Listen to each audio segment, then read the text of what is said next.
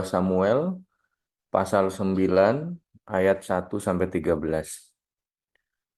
Berkatalah Daud, "Masih adakah orang yang tinggal dari keluarga Saul? Maka aku akan menunjukkan kasihku kepadanya oleh karena Yonatan.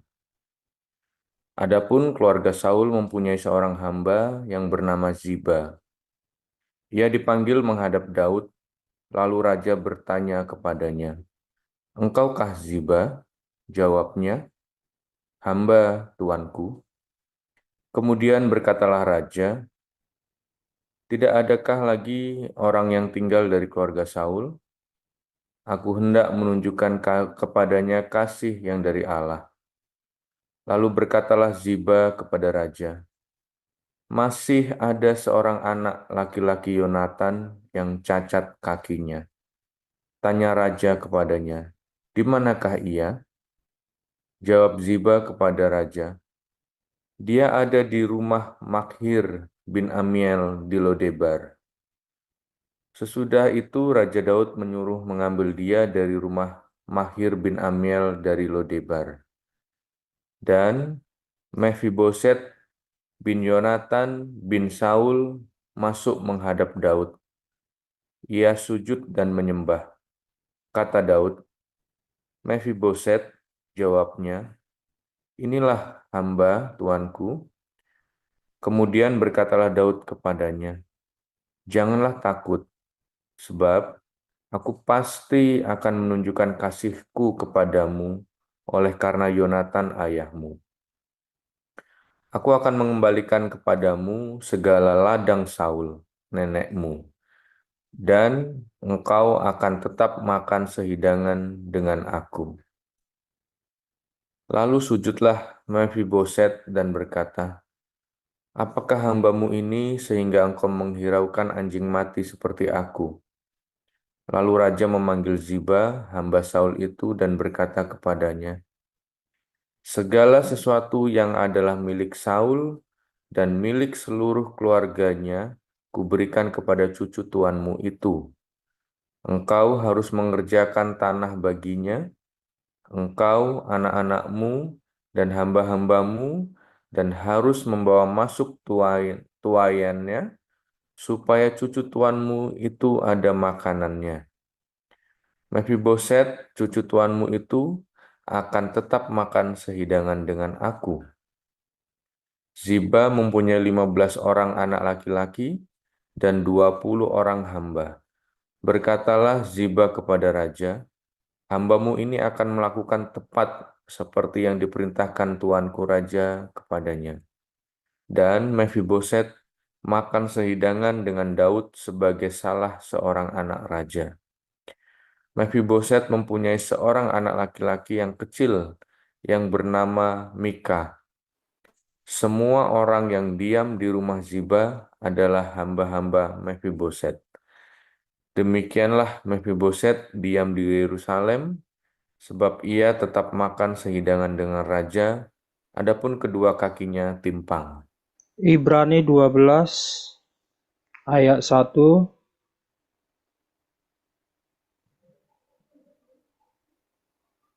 Karena kita mempunyai banyak saksi bagaikan awan yang mengelilingi kita. Marilah kita menanggalkan semua beban dan dosa yang begitu merintangi kita, dan berlomba dengan tekun dalam perlombaan yang diwajibkan bagi kita. Marilah kita melakukannya dengan mata yang tertuju kepada Yesus, yang memimpin kita dalam iman dan yang membawa iman kita itu kepada kesempurnaan, yang dengan mengabaikan kehinaan tekun memikul salib ganti sukacita yang disediakan bagi Dia, yang sekarang duduk di sebelah kanan tahta Allah. Ingatlah selalu akan Dia yang tekun menanggung bantahan yang sehebat itu terhadap dirinya dari pihak orang-orang berdosa, supaya jangan kamu menjadi lemah dan putus asa. Dalam pergumulan kamu melawan dosa, kamu belum sampai mencucurkan darah. Dan sudah lupakah kamu akan nasihat yang berbicara kepada kamu seperti kepada anak-anak. Hai anakku, janganlah anggap enteng didikan Tuhan, dan janganlah putus asa apabila engkau diperingatkannya. Karena Tuhan menghajar orang yang dikasihinya,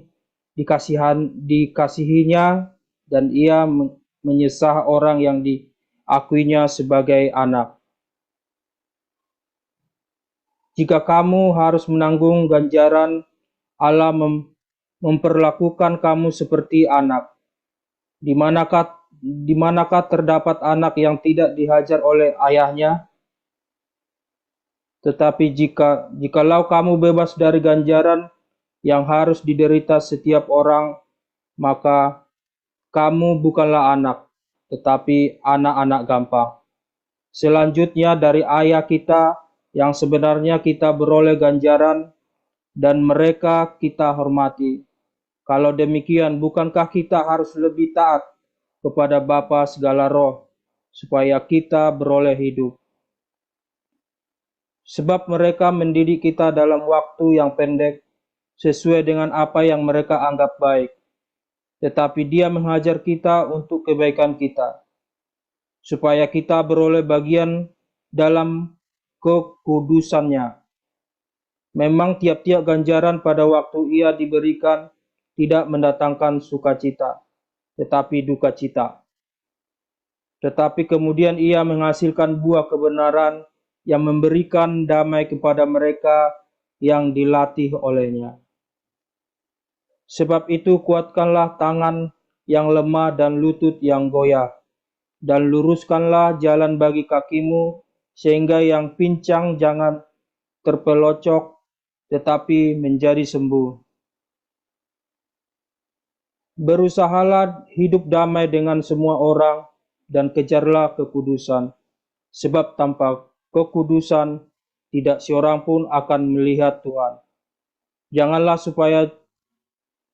Jangan ada seorang pun menjauhkan diri dari kasih karunia Allah, agar jangan tumbuh akar yang pahit yang menimbulkan kerusuhan dan yang mencemarkan banyak orang. Janganlah ada orang yang menjadi cabul atau yang mempunyai nafsu yang rendah seperti Esau yang menjual hak kesulungannya untuk sepiring makanan. Sebab kamu tahu bahwa kemudian ketika ia hendak menerima berkat itu, ia ditolak sebab ia tidak beroleh kesempatan untuk memperbaiki kesalahannya, sekalipun ia mencarinya dengan mencucurkan air mata. Sebab kamu tidak datang kepada gunung yang dapat disentuh, dan api yang menyala-nyala, kepada kegelapan, dan angin badai, kepada bunyi sangkakala dan bunyi suara yang membuat mereka yang mendengarkannya memohon supaya jangan lagi berbicara kepada mereka, sebab mereka tidak tahan mendengar perintah ini.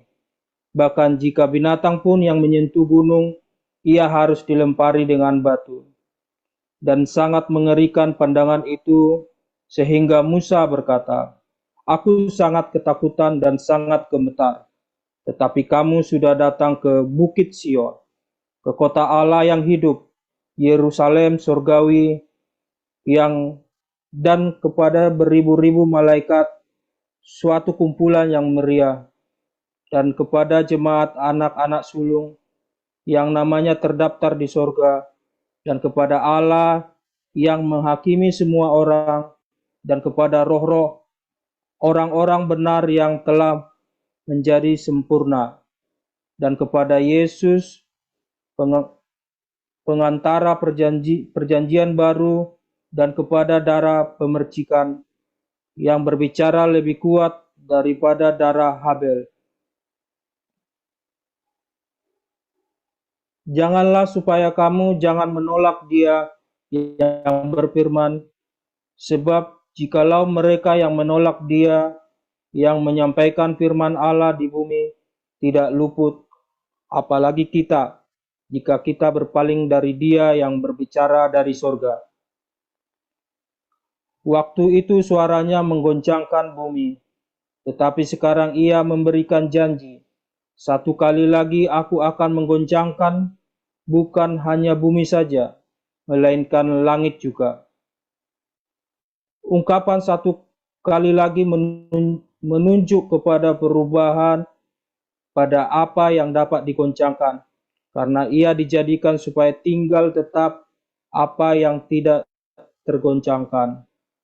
Jadi, karena kita menerima kerajaan yang tidak tergoncangkan, marilah kita mengucap syukur dan beribadah kepada Allah menurut cara yang berkenan kepadanya, dengan hormat dan takut, sebab Allah kita adalah api yang menghanguskan. Shalom semuanya, haleluya. Terima kasih Pak Mutia.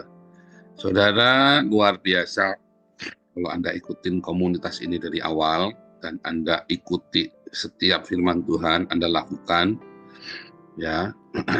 Jangan keminter, tapi ya, kalau ilmunya belum nyampe itu jangan keminter, saudara ya. Anda lakukan, ya, firman Tuhan, semua firman Tuhan.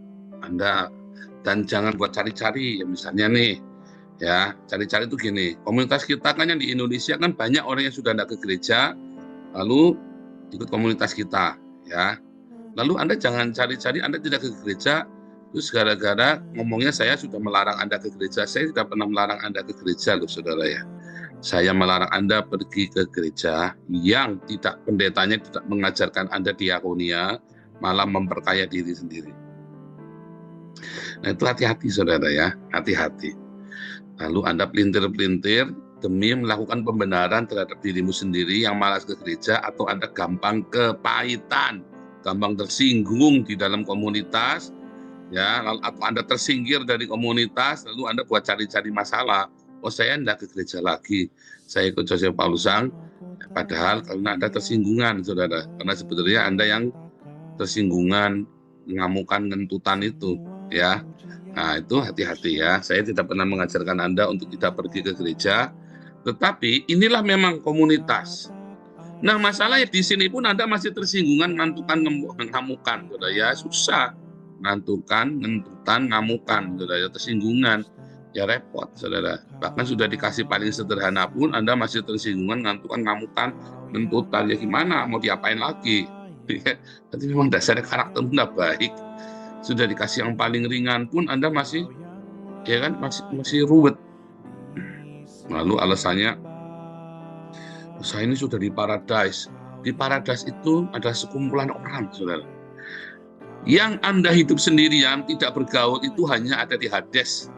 Kamu akan sendirian dan meratap. Ya, di paradise adalah sekumpulan orang banyak, di mana satu sama lain mereka merendahkan dirinya. Itulah paradise. Anda jangan salah dengar, ya. Serius saudara ya, banyak saya ngecek Anda salah dengar. Banyak seringkali Anda mendengar firman, ya, sambil dengar firman, lalu Anda, oh Tuhan ada kasih karunia. Pak Paul tidak pernah menanyakan masalah dosa dan dosa. Lalu ada demok-demok bininya orang, saudara. Istrinya laporan sama saya, ini suami saya itu ikut Pastor Paul sekarang, tetapi kenapa dia selingkuh ya? Loh, kenapa? Pada dasarnya katanya Pastor Paul penuh dengan kasih karunia, bukan masalah dosa dan dosa, bukan masalah boleh tidak boleh. Gundulmu peang, saudara. Nah itu, saudara ya. Kamu pikir terus Anda di komunitas ini terus boleh selingkuh gitu, nembak-nembak susunya istrinya orang, saudara. Tidak boleh, saudara ya. Hati-hati, saudara ya. Nah, banyak sekali salah paham ya, saudara. Itulah namanya Anda tidak berbahagia, karena Anda tidak mendengarkan baik-baik firman Tuhan. Ya, Anda dengar, terus Anda mencari pembenaran buat membenarkan karaktermu sendiri yang najis, yang cabul, yang rusak, yang males, yang tersinggungan, ngantukan, ngentutan itu. Di surga, orang hidup dalam komunitas, saudara. Dan orang bisa hidup di paradise, di surga, karena mereka saling merendahkan dirinya satu sama lain. Sehingga Semua gesekan itu adalah sesuatu yang baik, bukan sesuatu yang buruk. Dan di sorga itu adalah orang-orang yang bisa mengatasi tersinggungnya dia, ya, orang yang bisa mengatasi ketika dia direndahkan, dihina, dihujat. Dia bisa mengatasi itu. Makanya dia sejak di bumi ini sudah di sorga. Tapi kalau Anda tersinggungan, ngamukan, ngentutan, Anda pasti belum di sorga. Pasti, saudara.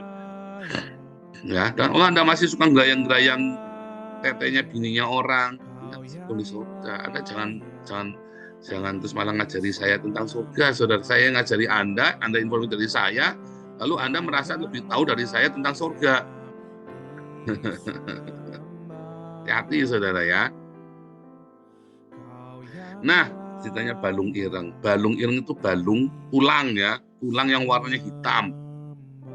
Saya kan dulu pernah khotbah beberapa tahun yang lalu, saudara ya, tentang balung ireng ini. Papi saya itu kalau kerja, papi saya itu orang pinter, saudara ya, pinter sekali. Waktu SMP, SMA, dia lompat kelas beberapa kali ya. Jadi waktu SD kelas 5 dia langsung SMP kelas 1.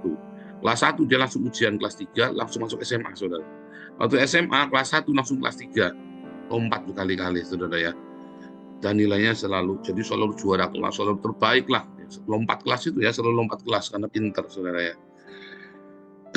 Cuman ada yang salah ya. Papi saya ini anak sulung satu-satunya ya, karena dulu adiknya belum lahir. Tuh anak sulung, jadi dimanja, saudara. Di rumah itu dimanja sekali. Nah, sehingga semua harus nurut kemauannya papi saya, saudara. Dan yang paling parah sekali, saudara, akhirnya papi saya masuk di dalam perzinahan.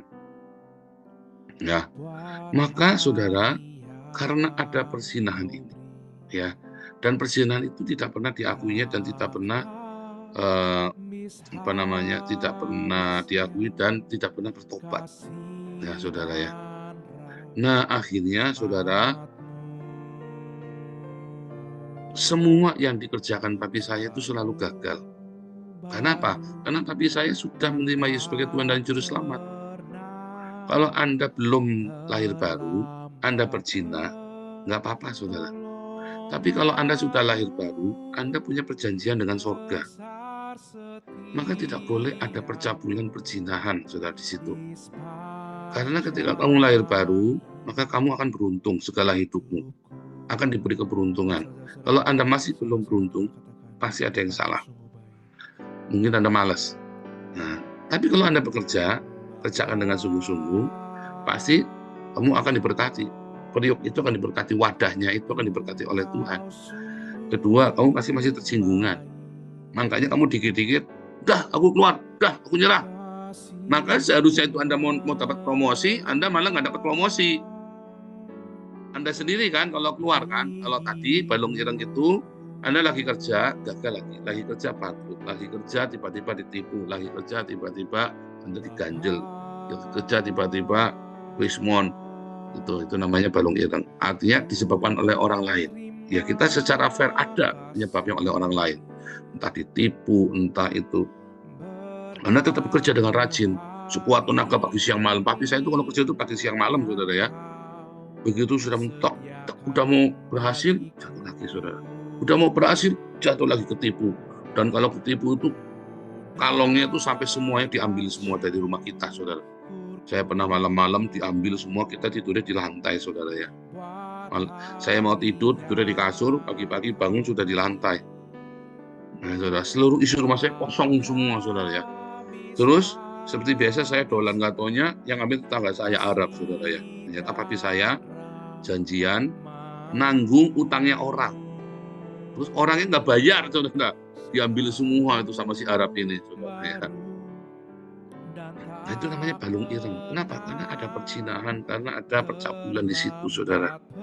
Orang-orang, ya, kalau dia hidupnya ada percabulan perzinahan, artinya dia meninggalkan kasih karunia Tuhan. Karena percabulan dan perzinahan itu sama dengan penyembahan berhala, saudara. Makanya 3 roh najis itu adalah percabulan, roh dusta, dan penyembahan berhala. Dan orang yang berzina pasti berbohong. Berkelit-kelit, berbohong, dan suka memfitnah orang. Suka membalikan. Kenapa? Karena hidupnya selalu dalam step dalam satu titik tegang, stres, karena perzinahan perselingkuhannya itu, saudara, maka dia akan balikin ke orang lain, akan lemparkan ke orang lain. Nah, orang-orang yang hidupnya tidak kudus di dalam perzinahan ini, maka balungnya akan ireng.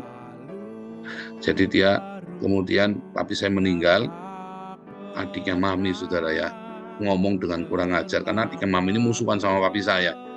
Ayo, totoan itu taruhan, yo. Balungnya ireng apa kuning? Saudara ya, dia kurang ajar sekali ya. Tapi saya waktu itu kita dimaca bodoh amat, yang masa bodoh, karena ya kan mami saya juga digebukin sama dia kan, digebukin sama papi saya kan. Jadi adiknya papi saya kan juga sewot, kakaknya digebukin terus, saudara. Jadi waktu dia mati itu, ayo taruhan, balungnya ireng apa kuning? Kenapa? Karena setiap kali mau berhasil, papi saya itu selalu jatuh dan jatuhnya dalam sekali. Nanti bangun lagi, udah mau jadi lagi, jatuh lagi, tambah dalam lagi. Kita rumahnya dari di kota sampai rumah di kampung yang ada lampunya, saudara. Jadi buat taruhan, yo taruhan, ini balungnya warnanya apa? Kalau balung kuning itu maksudnya selalu beruntung, saudara. Itu filsafat Jawa ya, saudara ya. Kalau balung ireng itu sial terus. Nah, orang yang hidup dalam percabulan itu sial terus. Apapun yang kamu lakukan sial terus dan selalu ada halangannya, dan kamu tidak bisa melewati halangan itu, ya pasrah. Ya, mungkin sesekali kamu dapat keberuntungan karena kamu ada melakukan sesuatu yang baik, mungkin, tetapi tetap akan sial lagi, saudara. Dan akan makin dalam, sampai kamu buang percabulan itu dari hidupmu. Ya, saudara, waktu saya kerja, saya punya atasan, punya bos ya, ownernya ini, owner saya ada 2 waktu itu ya. Saya adalah vice president di perusahaan itu, artinya saya bertanggung jawab hanya kepada komisarisnya, ya, pada owner langsung, saudara. Itu perusahaan yang cukup lumayan. Nah, kemudian untuk perusahaan perorangan itu cukup besar sekali. Kemudian 2 owner ini kita meeting. Waktu meeting itu tiba-tiba satu ownernya, saudara, bawa cewek, saudara, bawa perempuan itu ya, panggilan di dalam ruangan meeting kita, saudara. Langsung yang owner satunya itu mukanya berubah. Orang ini bukan orang Kristen ya, saudara ya. Ini orang suka ke Gunung Kawi. Tapi si orang ini ngomong, ya, kamu tuh nggak boleh begitu sebelum urusan kita selesai. Kalau nanti urusan kita selesai, dealingnya kita selesai, pekerjaannya kita sudah menuai pertama, kamu mau memakai 10 perempuan, saya tidak keberatan, itu uangmu. Tapi sekarang kamu bawa perempuan di tengah-tengah kita, saya keberatan. Ribut itu, saudara ya. Nah, ribut, nggak kelar, ini nggak jadi meeting malam itu. Terus saya pulang nganter owner yang satunya ini, saya antar ke mobil ya, saudara ya, karena kan kita di hotel itu ya, meetingnya di hotel, saya antar ke mobil. Terus orang ini ngomong sama saya, ini orang bukan orang Kristen, saudara ya. Dia ngomong, Paul, kenapa Om marah? Ketua ya, kenapa Om marah? Frekuensinya beda, Paul. Saya tidak suka. Frekuensinya beda.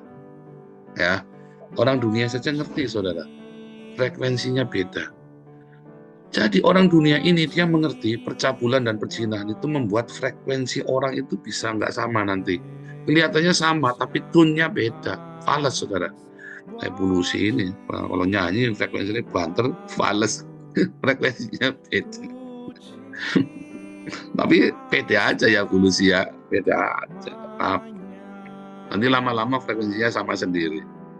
Ya, banter dulu, tapi nanti lama-lama frekuensinya sama, nanti evolusi, tenang, evolusi ini kan sering ditegur, sering dimarahi Pak Iman kan, ini frekuensinya sama sendiri. Kayak Budora kan juga kan, udah banter, fales, saudara ya, pasti nanti, tapi kan nggak tersinggungan, itu loh, saudara.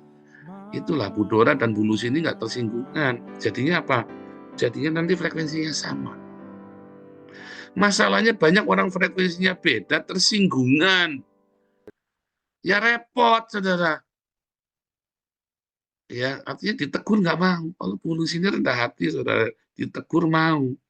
Walaupun saya juga kadang-kadang sewot ya. Ini frekuensinya beda sendiri nih Bulus ini.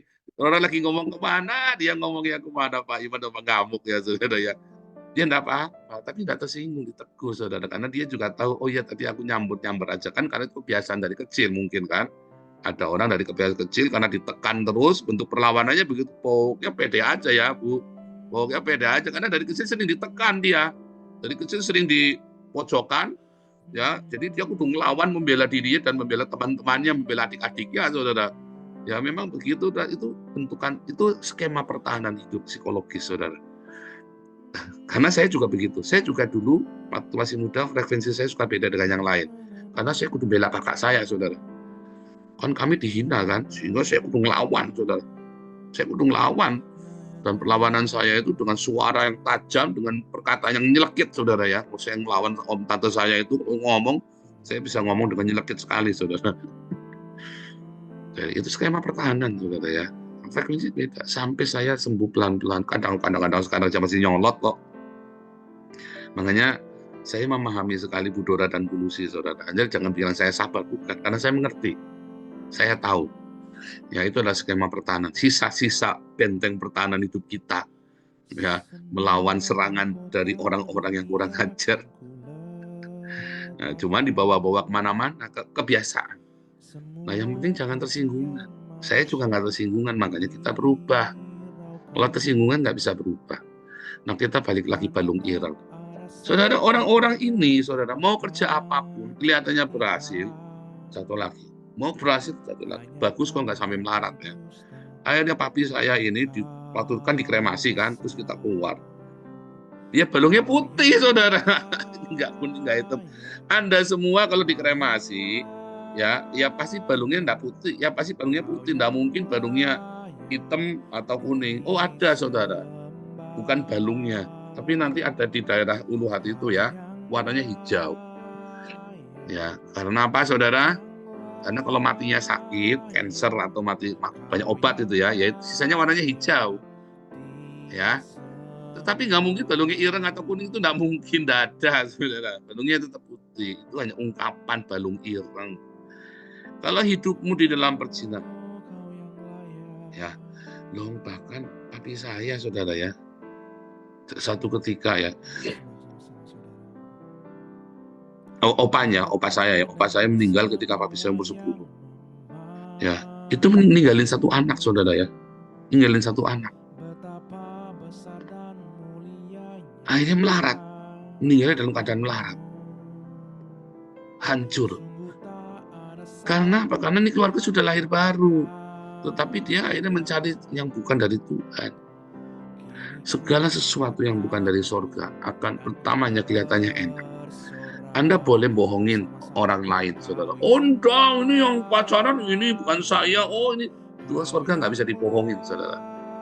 Itu terserah, ya. Saya berapa kali kalau negur orang, kasih tahu orang ini boleh berkelit ya sama saya, nggak apa-apa. Saya juga nggak urusan. Itu bukan nasibnya saya, nasibnya kamu kok. Iya kan? Saya boleh berkelit, saudara. Tapi kalau saya nggak berkelit, karena begitu saya dulu berzina, saya kaget, saudara. Saya panik, saudara ya. Saya langsung mundur. Karena saya tahu, itu saja nyaris keluarga saya berantakan, saya hancur sampai dalam sekali, saudara.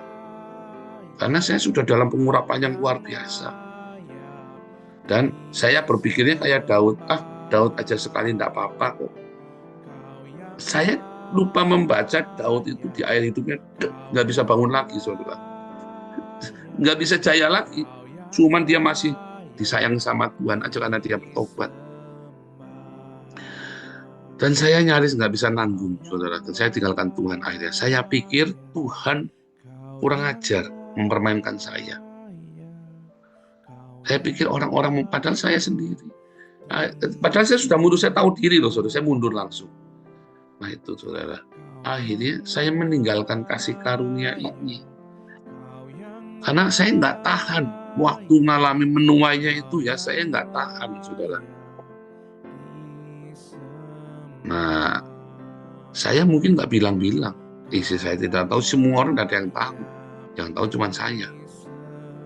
Tetapi alam semesta ini nggak bisa kamu bohongin. Ya, kamu boleh bohongin siapa saja, saudara. Ada satu orang konseling sama saya, habis-habisan saudara ya. Ini orang kaya raya sekali. Cuman sekali dia berzina, saudara. Dan itu pun sebenarnya sudah dia saja sudah lupa, saudara, perzinahan itu. Tetapi habis dia berzina, dia nggak sadar. Semua yang dia kerjakan sial terus, saudara. Pertamanya pelan-pelan sampai akhirnya dia dihabisin hidupnya, saudara, sama Tuhan, saudara ya. Tapi dia nggak sadar-sadar. Dia melakukan perlawanan ketika ada orang menghina dia, dihajar sama dilawan, buka tutup lubang. Dia nggak sadar, saudara. Yang dia perlukan waktu itu adalah bertobat sebetulnya. Minta ampun sama Tuhan, sama istrinya. Nah, orang ini nggak mau. Baru ketemu saya baru, saudara ya. Dan saya penuh kuat buat dia. Tahun ini akan menjadi tahun keberuntungan. 2025 itu akan menjadi tahun pemulihan dan kamu akan diperbaharui semuanya. Saya bilang sama orang ini, saudara. Jadi dia suami istri akhirnya ini ya, saudara ya, bertobat. Dan istrinya mengampuni, saudara ya. Karena memang kejadian itu sudah lama, tapi sudah hancur-hancuran. Telat. Tuh, coba dulu dia bertobat cepat, nggak akan sehancur ini. Nah, karena orang suka menunda pertobatan. Dan berkelit, saudara. Oh enggak, itu kan enggak apa-apa, kan cuma begini, cuma sekali saja kok. Lah itu ya, mereka itu belum lahir baru lah, kamu sudah lahir baru. Jangan samain, saudara. Kalau kamu sudah lahir baru, tanggunganmu lebih berat. Kamu ditagih sama setan, sak bunganya. Sak interestnya, saudara, ditagih sama bunganya. Jadi kalau kamu sudah lahir baru, kamu jangan main-main dengan kasih karunia Tuhan, dengan kekudusan. Balung ireng, saudara ya. Nanti balungmu ireng nanti. Sial terus.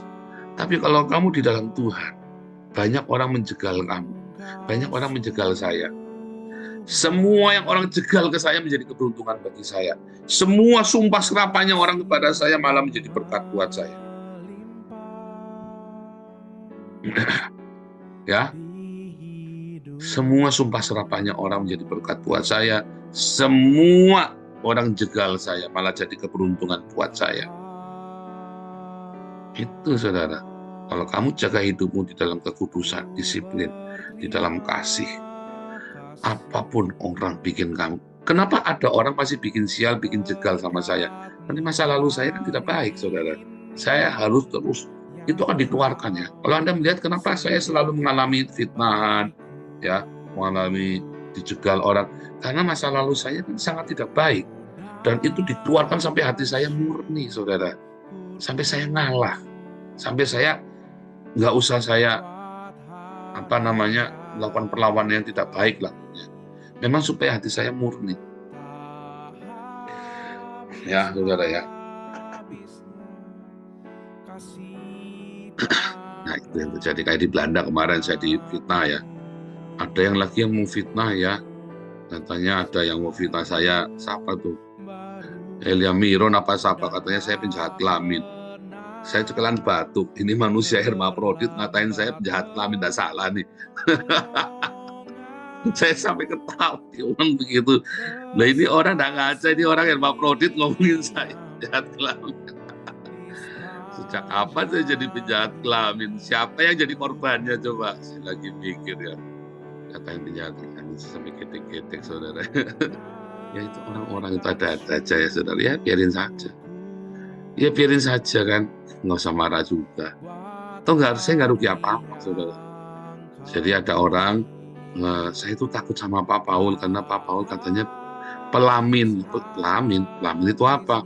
Dia takut-takut ngomong penjahat kelamin. Emang siapa yang ngomong Pak? Saya sampai kaget, saudara ya. Penjahat kelamin. Emang saudara ada yang pernah jadi korbannya saya, saudara? saya sampai cekelan batu, saudara. Ketawa, ada aja. Ya itu, saudara. Ya selalu ada yang begini. Tapi kalau itu kan itu istilahnya apa ya? Iya, kamu mau saya tolong ya tak tolong, kamu enggak mau ya enggak apa-apa. Kalau kamu enggak percaya, urusan saya juga tidak mau memaksa kamu. Kamu kan lagi butuh pertolongan. Kamu nelpon saya kan tak suruh kalau ada butuh pertolongan, kamu bilang sama saya ada butuh apa. Saya takut minta tolong Pak Paul karena Pak Paul penjahat kelamin. Gundul kelam. Kenal aja enggak. Emang kamu pernah jadi korban saya? Aduh, nah, tapi banyak pintar-pintar terjadi sama Anda, sama saya, sama kita, sama siapa. Itu memang untuk memurnikan hati kita, saudara. Sampai ketika Anda di fitnah itu Anda nggak marah, saudara ya. Saya ketawa habis-habis ya. Nah, oke gitu saudara ya. Bagaimana cara supaya Anda punya balung kuning? Hiduplah di dalam cinta kasih. Ya, jangan ngamukan. Karena ketika orang ngamukan, berkat mau datang udah jadi. Nah, makanya komunitas kita rombak semuanya. Nanti 2025 saya umumkan 90% ganti orang, saudara ya. Yang keras-keras enggak boleh, saudara, sementara. Bukan Anda tidak baik ya, bukan. Kayak Bulusi ini kan keras nih, jangan. Gitu loh. Bukan enggak baik Bulusi, tapi jangan. Karena keras, Bulusi ini orangnya keras sekali, saudara ya. Kalau nggak keras, nggak sukses dia di negeri orang. Nggak bakal sukses. Karena kesayangan bosnya nih, Bulusi ini. Udah keliling dunia, saudara ya. Anda kalah sama Bulusi. Bulusi itu keliling berapa negara itu. Nah, tapi yang keras-keras jangan. Bukan, saya pun harus berubah, saudara ya. Kan saya juga sudah janji 2020, saya akan berubah. 2024 saya harus mengurangi. 2025 saya akan lebih kurang lagi ya. Harus ada di rem. Ya. Nah, saya coba kasih lembut supaya orang kalau minta bantuan ke kita jangan minder, jangan kecil hati. Wah, belum apa, mau maling. Mau maling belum apa, udah marahin mau maling. Takut nggak saudara orang mau minta bantuan sembako gara-gara minta 2 kali? Kan tanya boleh apa enggak minta 2 kali atau minta double. Mau maling, langsung digitu. Kan kecil hati saudara. Mau minta beasiswa, wah harus prosedur. Tinggal ngomong ikut prosedur aja ya, kan nggak usah marah-marah. Ini pasti mau maling ini. Ada pengurus itu ya, mau ngajuin perjalanan dinas klaim.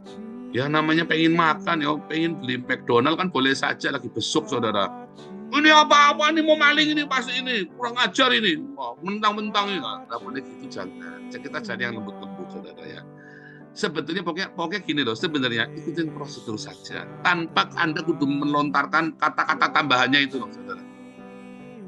Ikutin prosedur aja ya, enak kan?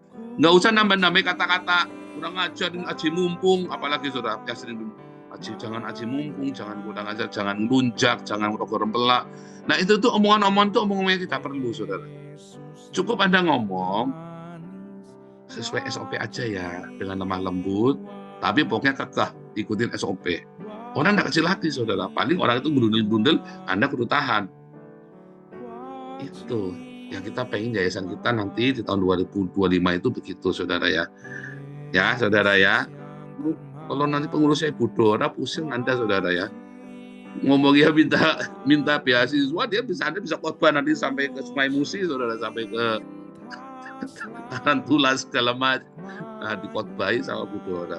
Jadi kita cari orang yang kayak dokter itu, yang oke, yang lembut ya, yang lemah lembut. Jangan sanggam, sanggam mumet saudara, kelahi terus sama sanggam tantang kelahi, nanti Anda lagi mau minta beasiswa malah tantang kelahi. Aduh. Oke ya, gitu ya saudara. Tuhan Yesus memberkati, ingat-ingat ya, jangan tinggalkan kasih karunia Tuhan. Kamu boleh bohongin kita, tapi kamu tidak bisa bohongin Tuhan. Tuhan Yesus memberkati.